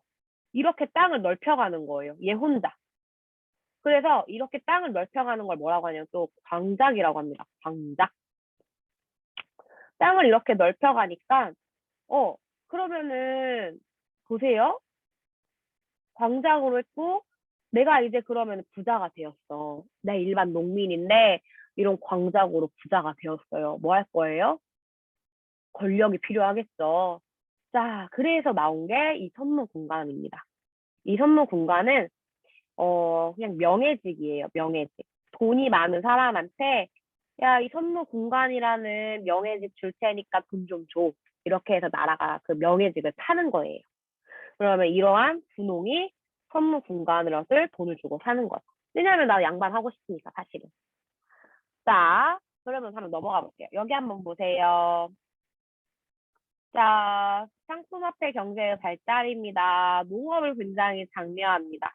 농업을 늘리려고 노력을 했고요. 그래서 농사 직설도 세종 때 나오게 됩니다. 자, 임진왜란과 병자호란 이후에는 논농사에서 모내기법이 전국적으로 확산됩니다. 모내기를 지으려면 물이 많이 필요로 해요. 물을 막 수시로 공급을 해줘야 되거든. 수리시설이 크게 늘어나고 불에 의한 공동 노동 방식이 보편화됩니다.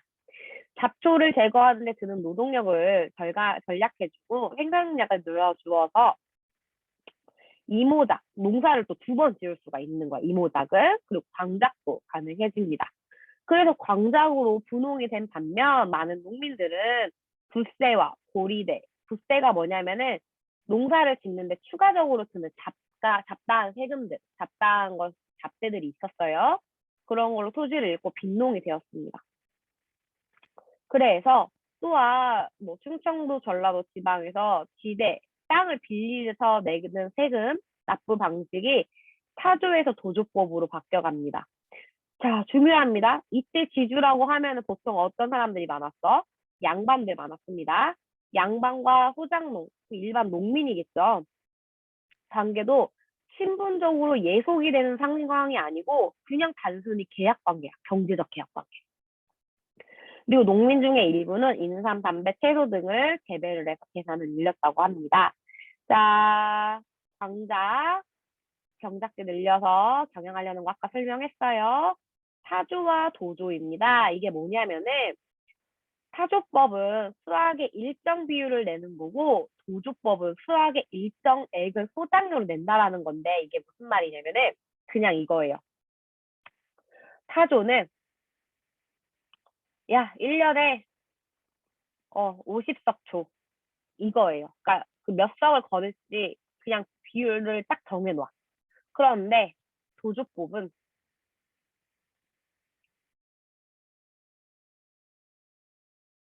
음, 음. 도조법은 뭐냐면은 아, 선생님 설명 잘못 반대로 했다. 잠깐만 미안해. 여기서 1년에 80%는 내놔라고 하는 거야. 자, 1년에 80%. 내가 많이 듣든 말든 요 정도는 그럼 무조건 80%는 받쳐야 되는 거지.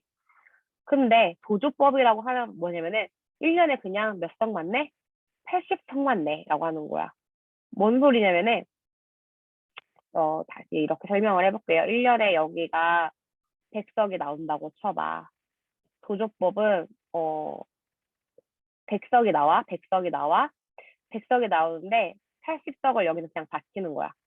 왜냐면은 그렇게 정해 놓았으니까. 비율을 80%를 정해 놓았으니까. 근데 도조법에서는 일정액이죠. 그러니까 걸으면은 80석만 내라고 그냥 이렇게 정해주는 거야. 80석. 그런데 내가 이번에 진짜 열심히 노력해갖고 100석이 아니라 120석이 되었어. 그러면은 난 80석 내고 몇 석 가져가는 거야? 40석 가져가는 거지. 그러면은 뭐가 개이득이야? 타조보다는 도조가 더 이득이죠. 그러면은 농민들한테 무슨 의식을 자극해? 뭘 자극해? 생산 의욕을 어떻게 합니까? 고취시키겠죠. 그런 내용입니다. 자, 그다음에 수공업과 광업입니다. 자, 조선 후기에는 관영 수공업이 쇠퇴합니다. 민영 수공업이 발달합니다. 왜냐하면은 이 여기에서 만들어서 팔아. 팔는데 이렇게 판매하니까 상품의 퀄리티가 어떨까? 더 좋아지겠다. 이걸 말하는 거예요.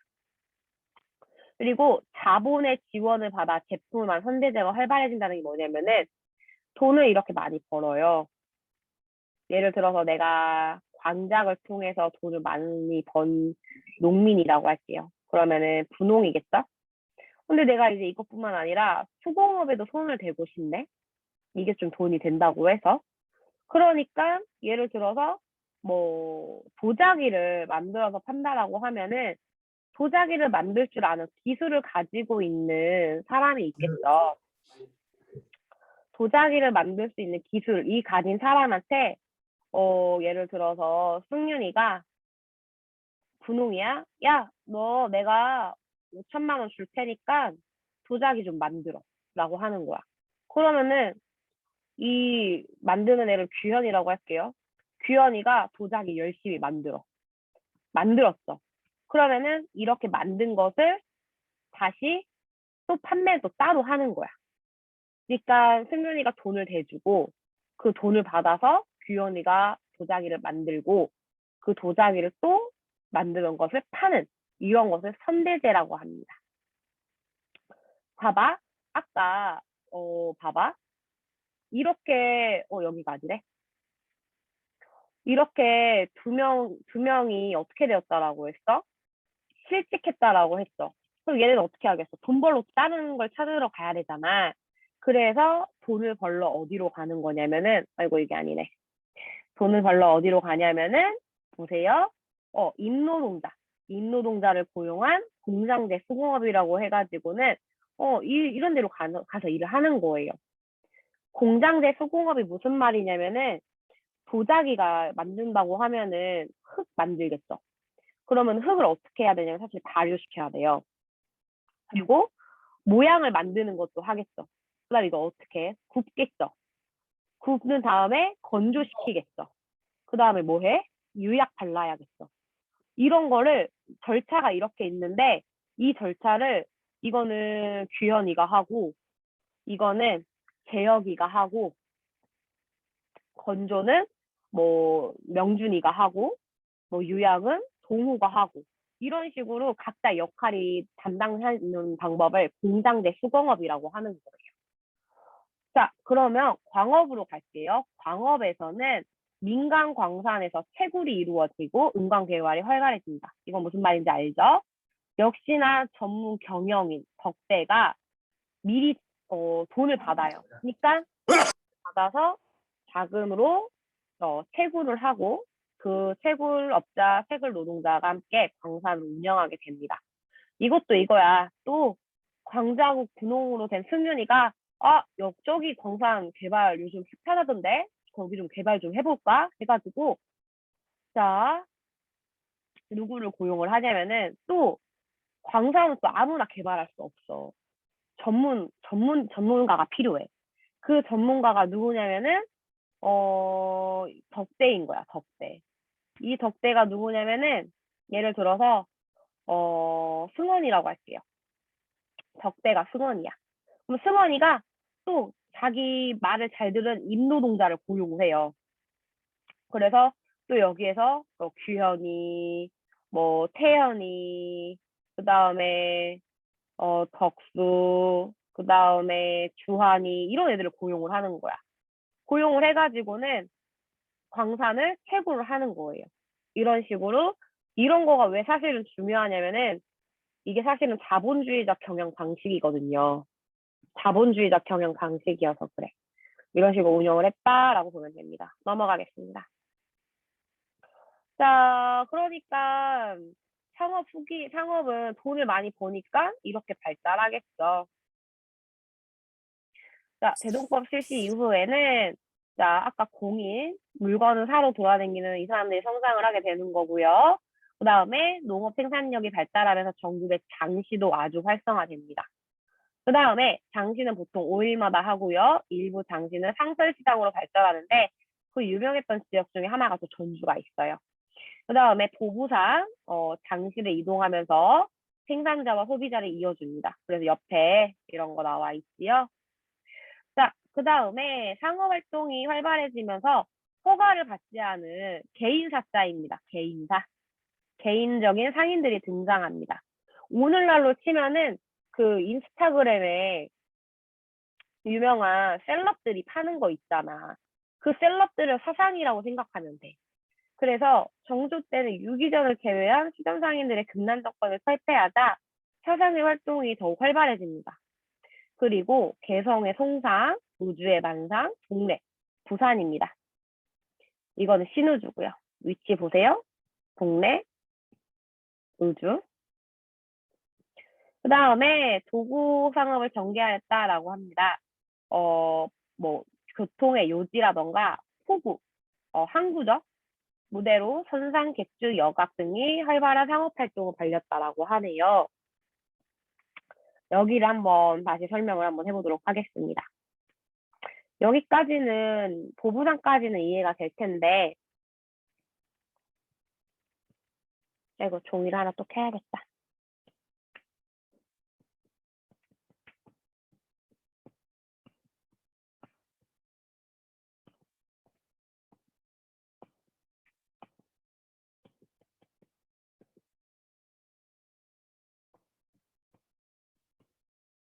임진을 한 이후에 이게 만들어집니다. 중앙군이죠.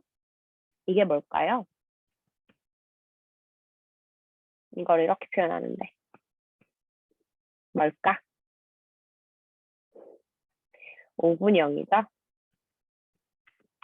자, 특히 선생님이 훈련도 가면 뭐라고 했냐면은 직업군인이라고 했어요. 그쵸? 직업군인이면 어디로 와야 돼? 서울로 와야 돼요. 서울로 와야 돼. 그러면은 이때 진짜 농담 아니고 많은 사람들이 일자리를 찾아서 서울로 와갖고는 직업군인이 된단 말이야.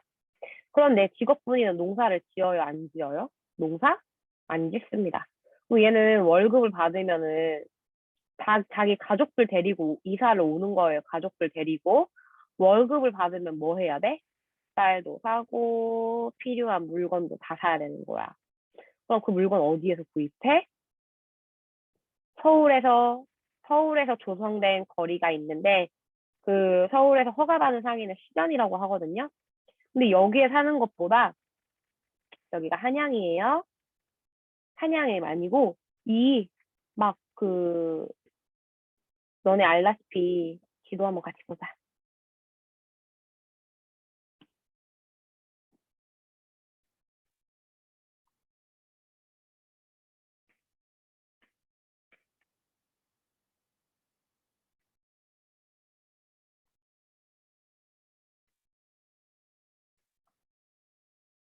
보세요. 서울특별시고 지금 용산구 이렇게 되어 있죠. 자, 지금 서울이라고 부르는 곳이 어디냐면 바로 여기 서울특별시. 여기 아니에요. 여기가 한양인데 보세요. 자, 지금 노들섬, 원효대교, 뭐 한강 잠섬 이런 거 보이죠? 보면은 개척. 뭐냐면은 상인들이 이렇게 해가지고는 이렇게 들어와요. 뭐냐면은 물고기 파는 사람들 예를 들어서 그러면은 물고기를 판다라고 하면은 이런 데 와가지고는 물고기 팔거나 혹은 인근 지역에서 뭐 여름 되는 뭐지 배나무도 많고 그래요. 막 미나리도 재배하고 이런 거를 이렇게 재배를 해가지고는 여기로 와갖고는 판매를 하는 거지 여름 데다가 이런 식으로. 이런 식으로 짜잘짜잘하게 파는 사람들이 누구냐고 하면은 아까 말했던 사상들이에요. 개인적으로 이렇게 파는 사람들. 근데 봐봐. 기분이 나쁜 거야. 누가? 누가? 나 여기서 허가받고 세금도 내고 이렇게 내가 판매하고 있는데 세금도 안 내는 사상 애들이 와서 판매를 하고 있는 거예요. 기분 나쁘죠? 그러니까 시장들이 무슨 권한을 갖고 있냐면은 이러한 사상들을 판매하고 있는 것을 체포를 해가지고는 못 팔게 할 수 있는 그 난전, 난전을 금지할 수 있는 권리를 갖고 있었던 거예요. 누가? 시장 상인들이. 근데 아까 정조 때 이 금난 정권이 어떻게 되었어요? 폐지가 되죠. 이렇게 연결이 되는 거예요. 지금 막 사람들이 임노동자, 농사를 짓지 않는 임노동자들이 많아지고 있는 추세에서 일부는 광작으로 부자가 되어가는 분홍들이 있고 그럼 이 분홍들이나 아니면 개인적으로 농사를 짓는 농민들이나 이 사람들을 대상으로 물건을 파는 거지. 이해가 됐을 거라고 생각을 해요, 선생님은. 그래서 다시 보면은 이런 식으로 일부 이렇게 잠깐 열렸던 시장들이 매일 열리는 시장으로 발전하고 보부상들이 지역을 옮겨다니면서 연결을 해주고 그 다음에 허가를 받지 않는 사상들이 이렇게 활약을 하는 와중에 정조 때 유기전을 제외한 시장상인들의 금난 정권을 철폐를 해갖고는 이 사상들의 활동이 더욱 활발해지는 거입니다. 그리고 그래서 가장 그 지역에서 유명했던 상인들, 송상, 인삼 파는 게 굉장히 유명했어요.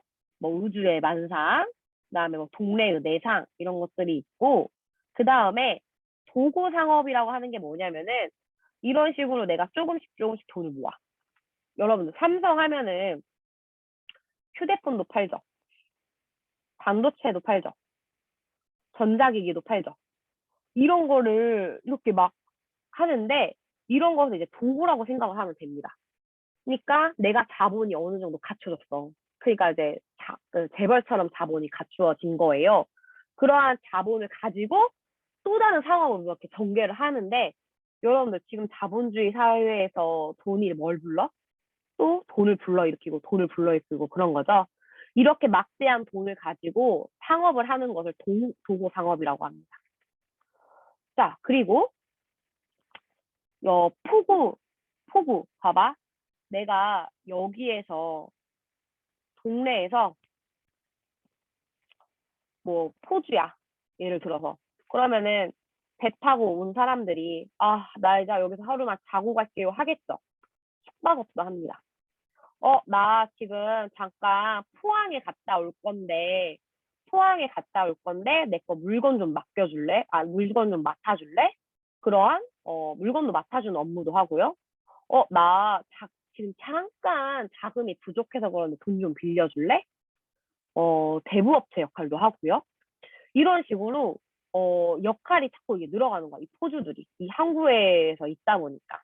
그러다 보니까 이런 곳이 상업의 중심지가 돼가고 있는 거예요. 이해가 됐죠? 그래서 선상, 객주, 여각이 여기 방금 말했던 이 세 가지 이런 것들을 다 포괄하는 의미라고 생각하시면 됩니다. 자, 그 다음에 대외무역의 발달입니다. 대외무역의 발달. 이거 여러분들이 좀 편하게 쓱 읽을 수 있는 부분인데요. 자, 대외무역입니다. 국경지대. 사신왕래 따라가는 거야. 사신왕래 가는데 상인들이 같이 막 따라갑니다. 그래서 금, 인삼 하고 청으로부터는 비단, 약재, 문방구, 일본에서 인삼, 쌀, 무역, 그리고 구리, 후추 등을 수입하였습니다. 이거는 그냥 쉬워요. 뭐냐면은 상인이 이렇게 우리가 연행사를 가죠. 그리고 연행사가 오죠. 그리고 이렇게 오고 또 일본으로는 뭐 갔어? 통신사가 갔어. 그런데 이 사신들만 가는 게 아니고 여기를 누가 따라가냐면은 상인들도 같이 따라가요. 그래서 같이 가서 이제 무역을 하는 거예요.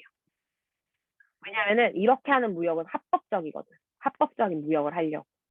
다음에 화폐의 전국적인 유통입니다. 여러분, 이 지도 한번 보세요. 돈이 돌래 안 돌 수가 없겠죠. 이런 식으로 돈이 자꾸 돌겠지. 오일장도 있고 하는데. 그래서 조선 후기에 상품 유통이 활발해지면서 원래는 동전이 있었는데 동전 사람들이 잘 안 써. 왜냐면은 무겁고 그냥 집에서 그냥 돈도 만들어 쓸 수 있거든요. 당시에 그러니까 종이란다. 삼배 쪼가리 있잖아요. 그 쪼가리가 돈이야. 근데 이렇게 경제가 운영이 활발하니까 상평 통보를 만들어서 전국적으로 유통이 됩니다. 봐봐. 또 대독법 실시로 세금을 돈으로, 급납파가 돈으로 납부하다예요. 동전으로. 화폐 유통이 더욱더 활성화됩니다. 그리고 신용화폐도 등장하게 되고요. 그래서 나중에는 고리돼. 동전을 안 풀어. 내가 막 가지고 있다가.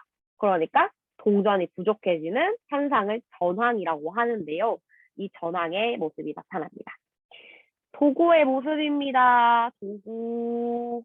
독점적으로. 그래갖고는 뭐 예를 들어서 휴대폰도 봐봐. 유명한 그 회사가 몇 개 없잖아. SK, KT, LG. 이런 것들 독점적인 걸 도구라고 합니다. 이것도 여러분들 한번 읽어보세요. 선생님 넘어갑니다. 자, 농민층의 사회 질서와 분화입니다. 자, 오늘 여기까지만 하고 끝낼 건데, 자, 보세요. 다시.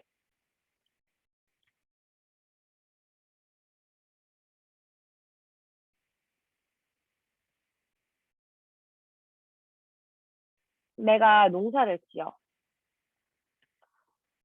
땅을 이렇게 넓혀가겠어. 이게 뭐야? 광작이죠. 자, 그러니까 나는 땅을 넓혀가지고 이렇게 광작인데, 그런데 이제 너무 넓으니까 누구를 고용할 수 있어? 소작인을 고용도 할 수 있겠죠. 그쵸? 그 다음에 나 소작인 안 하고 그냥 서울 한성 가가지고 뭐 할 수도 있어? 직업 본인이 될 수도 있겠죠. 아, 먹고 살기 힘드니까 나는 그냥 고부상 할래. 아, 나는 그냥 상인 할래. 사상 할래. 근데 내가 사상해갖고는 또 쫌쫌따리 모아갖고는 부자가 될 수 있겠죠? 내가 뭐가 되는 거야, 이건 또? 도구가 될 수도 있겠네요. 그쵸? 자, 이런 식으로 지금 말했던 이러한 사람들이 다 지금 신분이 뭐예요? 일반 양인이죠. 일반 양인들이 지금 이렇게 뭐가 많아지는 거야? 돈이 엄청 많아지는 거예요. 다시 보겠습니다, 이제. 자, 상품화폐 경제의 발달은 양반 중심 신분 질서에 영향을 주게 됩니다. 양반층의 분화가 일어나서 일부 양반은 상촌에서 거의 위세를 유지하는 향반이나 그보다 못하면은 잔반이라고 합니다. 다시 그냥 이런 양반이 있고요. 그 다음에 향반. 향촌에서 그냥 조금 유지하는 향반. 그 다음에 잔반. 이 잔반이 완전히 뭐야? 경제적인 능력이 1도 없는 사람인 거예요. 향반은 그래도, 야, 농민, 너 그러면 우리 향약 규칙에서 그러면 안 된다라고 했잖아. 라고 하면은, 아유, 네, 네. 이런 식으로 좀 그래도 CI가 먹히는. 근데 이 잔반 돈도 없고, 그 뭐 학식, 그러니까 영향력이 1도 없어. 그래서 얘가 뭐 예를 들어서 양반인데도 불구하고 분홍한테 야, 너 그러지 말라고 했잖아. 라고 하면 얘가 이제 이 잔반을 어떻게 해? 개무시를 하는 거지. 이런 상황이 지금 펼쳐진 거예요. 그래서 농민 중 일부는 광장으로 분홍이 되었거나 일부에 땅을 잃어버린 농민들이 있을 거 아니에요? 그 농민들은 소장농, 임노동자 혹은 영세상인으로 이렇게 몰락을 합니다. 분홍들은 당연히 이제 양반 되고 싶죠. 납속과 공명첩으로 합법적으로 양반을 되거나 자 1번, 2번, 3번 양반의 족보를 위조해서 양반으로 행세합니다. 또한 양반이 된 뒤에는 향안의 이름을 올려서 분역과 부역을 면제받기도 하죠. 근데 이건 양반이 된 뒤입니다. 그러니까 이 양반은 되긴 됐는데 사실은 양반은 원래 뭘 져야 돼? 역을 져야 되는데 역을 안 지는 케이스가 뭐냐면은 나라의 그 관리면은 역 안 져요. 혹은 학생이거나 그러면은 역을 안 지거든요. 원래 양반은 역은 져요, 사실은. 근데 대부분 안 하죠. 그런데 이제 분역과 부역을 면제받기 위해서 향안, 명단이라고 아까 했죠. 올려서 분역을 면제받기도 합니다. 자, 중인들도 신분 상승을 꾀합니다. 서월들이 집단 상소운동을 했고요. 정조는 유득봉, 박제가 이런 사람들을 규장각, 검서관으로 임명합니다. 기술직 중인들도 대규모 소창운동을 벌입니다. 소창이라는 거는 제발 들어주세요 해가지고는 상소문을 이렇게 막 바치는 거예요. 전국적으로. 전국에 사는 중인들이 상소문을 모아서 왕에게 바치는 거예요. 근데 큰 성과는 거두지 못합니다. 자, 그 다음에 노비들은 도망가서 양인으로 행세하거나 납독책이나 공국을 이용해서 신분 상승하고요. 그래서 신분 질서가 이렇게 변동을 하다 보니까 조선 후기에는 당연히 양반의 수가 크게 늘고 상민과 노비의 수는 크게 줄어듭니다. 그러다 보니까 여러분들 세금 낼 사람이 있어요, 없어요? 없겠죠. 그래서 영조 때 세금을 낼 수 있는 양인들을 확보하기 위해서 노비 종목법을 실시합니다. 엄마가 뭐면은 노비면은 그의 자식은 뭐가 된다? 그의 자식만 노비가 된다라는 거예요. 그래서 아버지가 어머니를 따라가는 거예요. 아버지가 천인이라도 어머니가 양인이면은 자식은 양인인데 어머니가 노비면은 자식은 뭐예요? 음, 노비가 된다라는 거. 자, 그 다음에 순조 때에는 아예 노비를 해방합니다. 향촌 지배의 변화입니다. 지금 어, 정치적, 경제적 변동 속에서 부를 축적해 새로운 양반을 신분 상승한 분홍층을 신양이라고 합니다. 자, 보세요. 자, 이걸 누구라고 할 거냐면은 준호라고 할게요. 준호. 준호가 이렇게 했어요. 준호 뭐 되고 싶어요? 양반 되고 싶겠죠. 자, 이렇게 양반이 되어서 공명책과 납도책을 이용을 해갖고 진짜 양반이 되었어요. 양반이 되었는데 원래 그러면 기존에 정읍이야? 정읍에 기존에 살고 있었던 유명한 사람들이 있겠죠. 좀 이렇게 표현을 해볼게요. 아까 정읍시 했을 때 누구로 예를 들었냐면은 누구야 정몽준을 얘기 들었죠. 근데 가세가 기울었어. 가세가 기울어서 그의 마지막 이 아들 때에는 가세가 조금 기울고 있어. 근데 훨씬 준호가 부자야. 그리고 얘는 그 명망만 있어. 돈은 없어. 이러한 상황인 거예요. 그런데 이렇게 새롭게 뜨는 이러한 분홍층을 뭐라고 하냐면 새롭게 뜨는 향촌의 그 짱이라고 해서 신향이라고 하고요. 얘는 기존에 있었던 구향입니다. 구향. 근데 이제 세력을 두고 다툼을 합니다. 뭔 말이냐면은 우리 이번에 새롭게 저수지 개발할까요? 제수 개발할까라고 이제 수령이 제안을 했어.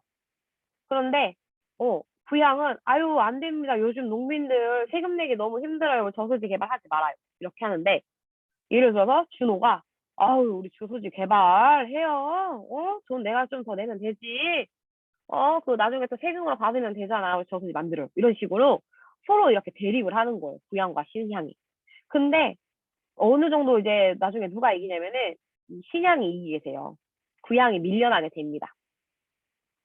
그런데 수령이 이 신양을 어떻게 하냐면은 나중에는 제압을 하게 돼요. 어떻게 제압하냐? 이 둘 사이에서의 갈등을 이용을 해가지고 제압을 하는데 한번 같이 볼게요. 경제력을 바탕으로 향촌사회의 지배권에 도전하면서 전통사적인 부향과 신양 사이에서 전투가 일어납니다. 싸움이 일어나는 거예요. 재정 위기를 해결하기 위해서 신양을 지원을 합니다. 이 과정에서 구양은 악화되었으나 신양이 향촌 사회를 완전히 장악하지 못해요. 그러니까 예를 들면 이런 거죠. 이렇게 있으면은 자 이거 수령이야. 신양인 준호야.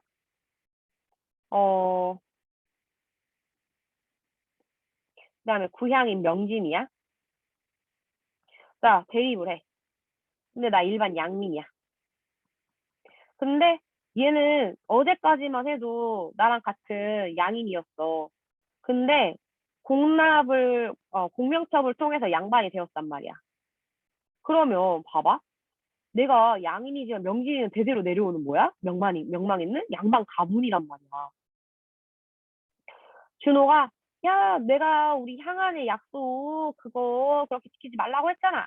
라고 말을 하는 것과 명진이가 우리 그거 하지 말자고 했는데 우리 왜 그 약속 안 지켜요? 라고 하는 것 중에서 이 양이 누구로 하냐면은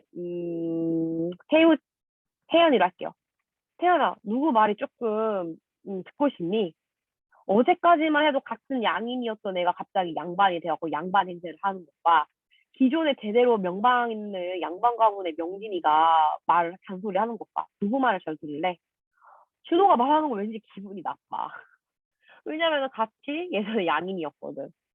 이런 식으로 그 신양들은 이런 향촌의 지배력을 장악을 한다 못한다? 장악까지는 못하는 거예요, 사실은. 그리고 수령은 이런 신양들이 이거 견제도 못하고 있는 상황과 그 다음에 구향과 신양이 대립을 하고 있는 세력 균형 속에서 수령이 이렇게 향촌 사회를 장악을 하게 되는 겁니다. 기존에는 그 선생님 장악을 하지 못했었나요? 네. 자, 기존에는 뭐가 있었죠? 유향소를 통해서 수령을 어떻게 한다라고 했어요? 보좌한다라고 했잖아요. 근데 말이 보좌지 유향소가 뭘 한다는 거야? 참견한다라는 거예요. 수령이 여기 정치를 한다라는 거. 근데 지금 17세기에 들어와서는 이제 수령이 하는 말이면은 다 이제 들어야 되는 이러한 상황까지 오게 되는 거죠. 이해가 됐길 바랍니다. 이거 이해 안 되면 선생님 찾아오세요.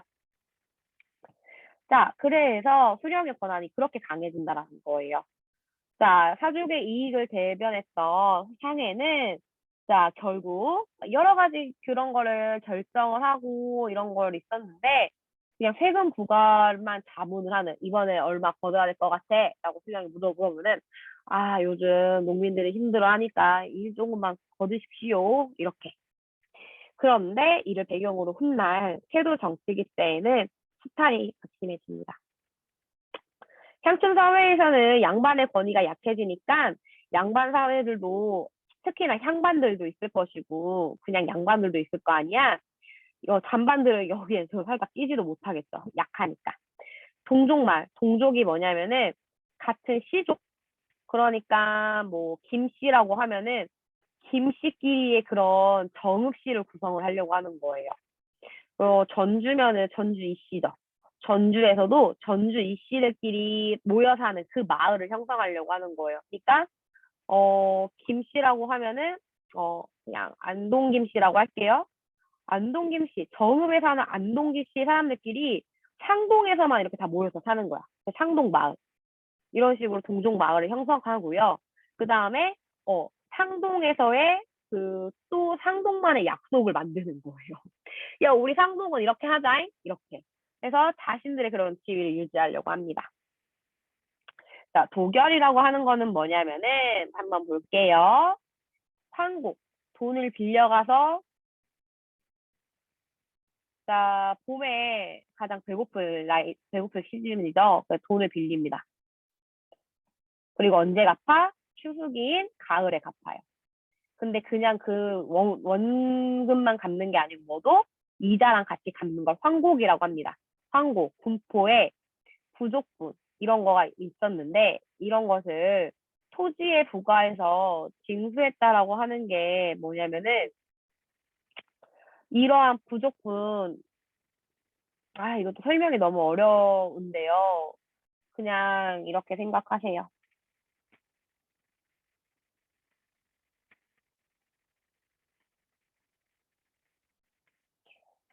돈을 빌려줬어. 갚았어. 돈을 빌려줬어. 빌려줬어. 갚았어. 근데 갚았는데 예를 들어서 100%가 들어와야 되는데 갚은 거가 80%밖에 안 들어온 거야. 근데 이게 문제가 되는 게 뭐냐면은 100%가 이제 들어와야 이 100%를 어떻게 해? 서울 한양에다가 뭘 받어? 세금 내야 되니까 세금 거둔 거 다시 이제 중앙으로 보내야 되잖아요. 보내야 되는데 부족하잖아. 그러니까 이 부족한 걸 어떻게 하냐면은 어 토지에다가 또 토지를 갖고 있는 사람한테 부과를 해가지고는 징수를 하는 거예요. 근데 이러한 명목으로 수령들이 또 구라를 쳐가지고는 80%만 들어와서 20%만 더 걷어야 되죠. 야, 안 들어왔는데 40%가 안 들어왔다고 구라를 치는 거예요. 그래서 그 정도 들어와서 이게 40%를 더 걷게 되는. 그러니까 당연히 백성들한테 부담이 됐겠죠. 그걸 의미하는 거입니다. 자, 그 다음에 공명처 이것도 여러분 한번 쭉 읽어보세요. 넘어갑니다. 조선 후기 사회경제 변화입니다. 여러분들 이것도 한번 쭉 개인적으로 읽어보세요. 알았죠? 자, 여러분들 정말 역시나 선생님 예상대로 거의 2시간 걸렸어요. 2시간 걸렸는데 자, 잘 보세요.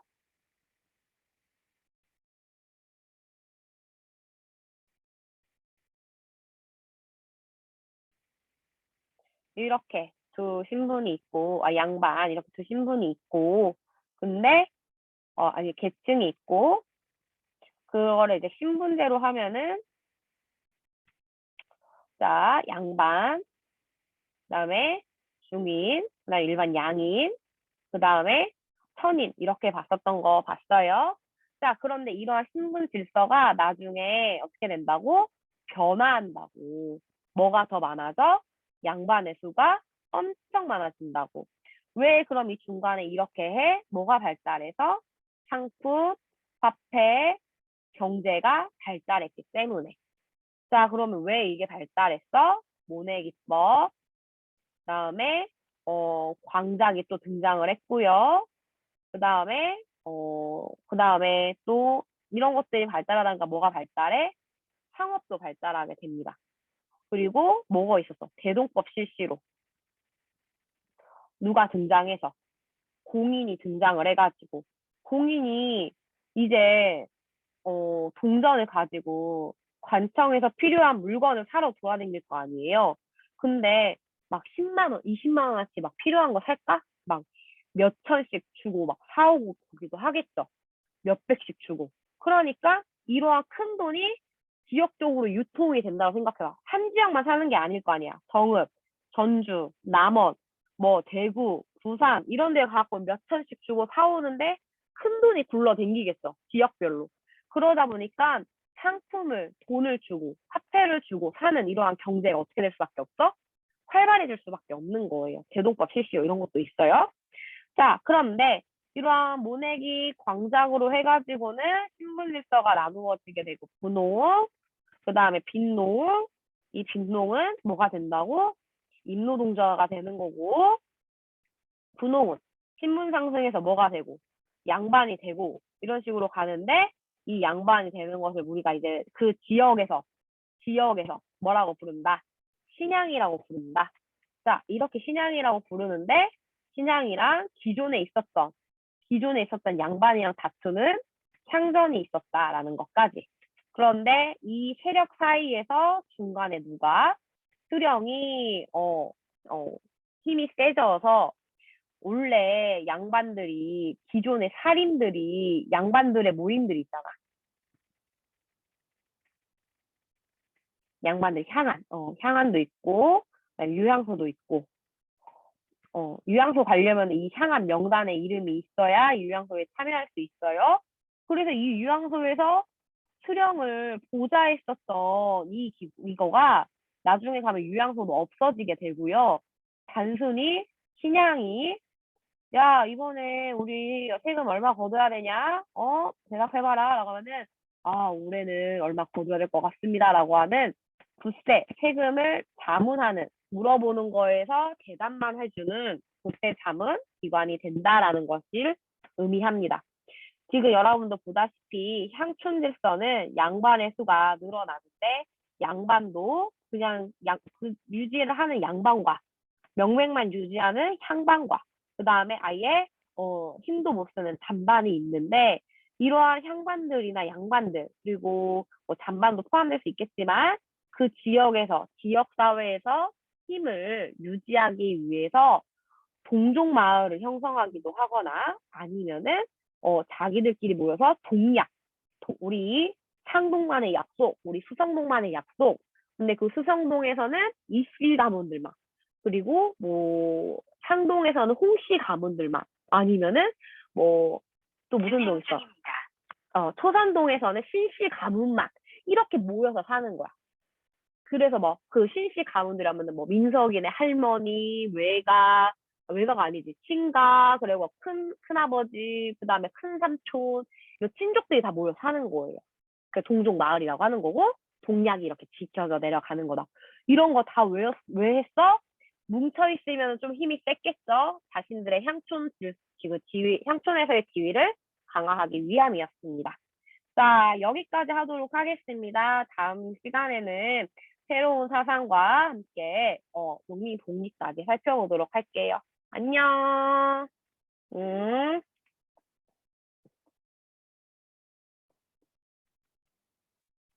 안녕, 안녕.